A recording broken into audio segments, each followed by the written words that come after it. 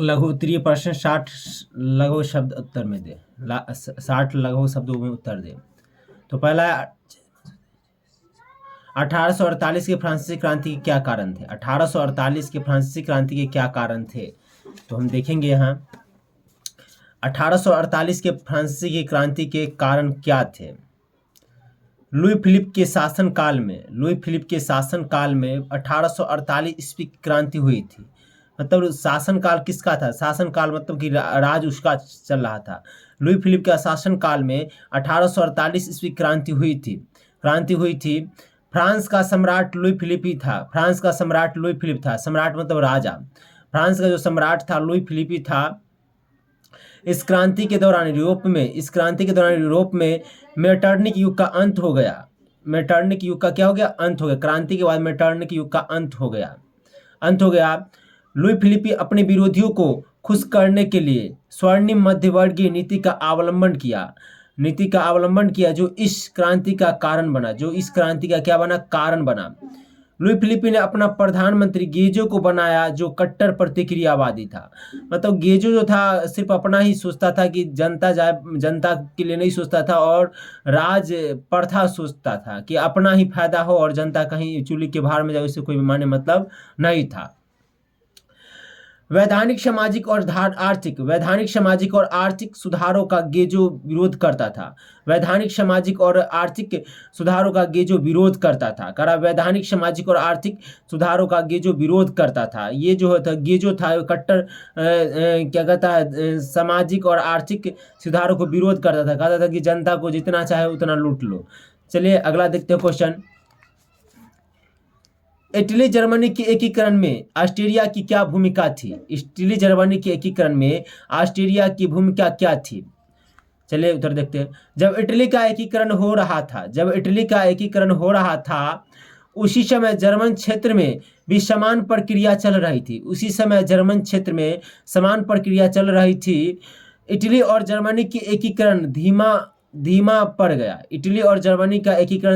गया। इसी प्रकार जर्मनी में भी मेटरनिक द्वारा राष्ट्रीय आंदोलन को दबाया जा रहा था।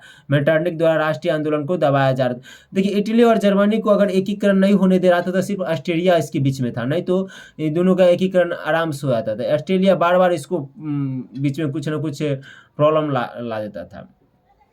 चलिए अगला क्वेश्चन देखते हैं। यूरोप में राष्ट्रवाद को फैलाने में नेपोलियन बोनापार्ट किस तरह सहायक हुआ? देखिए अब नेपोलियन बोनापार्ट का बहुत बड़ा योगदान था। यूरोप में राष्ट्रवादी भावना को बढ़ाने में नेपोलियन बोनापार्ट राइन राज्य संघ का स्थापना किया था। मतलब नेपोलियन बोनापार्ट राइन राज्य संघ का स्थापना किया था। जर्मन प्रदेश को जीतकर तभी से जर्मन में राष्ट्रवाद की भावना बढ़ने लगी। मतलब जर्मन प्रदेश को जीतकर तभी से जर्मनी में राष्ट्रवाद की भावना बढ़ने लगी एवं यूरोप के अन्य क्षेत्रों में फैलने लगी थी। मतलब जर्मन प्रदेश को जीता जब नेपोलियन बोनापार्ट तो सभी में अपना क्या देश के प्रति भावना पनपने लगा और सोच रहा था कि देश मेरा आज़ाद हो जाएगा तो हम बढ़िया से जिंदगी जिएंगे। चलिए अगला क्वेश्चन देखते हैं 4 नंबर। गैरीबाल्डी के कार्यों की चर्चा करें। गैरीबाल्डी पेशे से नाविक था। नाविक मतलब क्या? नाव खेपने वाला। जो आप लोग देखते होंगे नाव खेपता है वो नाविक कहलाता है। गैरीबाल्डी पेशे से नाविक नाव खेपने वाला था। इटली के एकीकरण में गैरीबाल्डी का बहुत बड़ा योगदान था। उन्होंने युवाओं का एक शक्तिशाली सेना तैयार किया जो लाल कुर्ती के नाम से जाना गया था। मतलब एक सेना तैयार किया जो युवा का था, वो सेना का नाम था लाल कुर्ती के नाम से जाना था। युवाओं का सेना था जो लाल कुर्ती के नाम से जाना गया था। इस सैनिक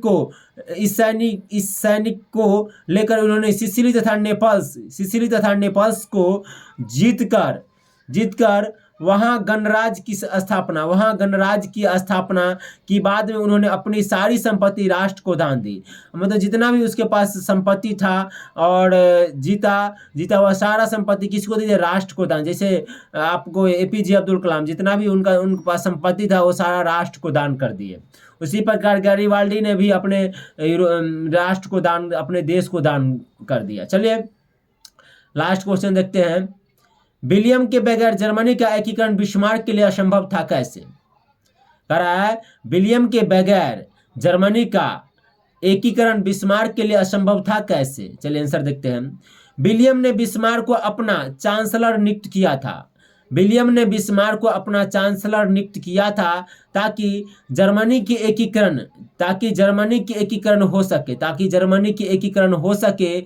जर्मनी के एकीकरण के लिए उन्होंने बहुत सारे युद्ध किए और जर्मनी के एकीकरण में अपना महत्वपूर्ण योगदान दिया। विलियम एक के बगैर बिस्मार्क के लिए जर्मनी का एकीकरण करना असंभव था। विलियम एक के बगैर बिस्मार्क के लिए जर्मनी का एकीकरण करना असंभव था। रक्त और लौह का नीति भी दिया था लास्ट में, तब जाके क्या कहता है जर्मनी का एकीकरण हुआ। चलिए खत्म हुआ। अब जो अति लघुरीय प्रश्न है वो आगे देखेंगे।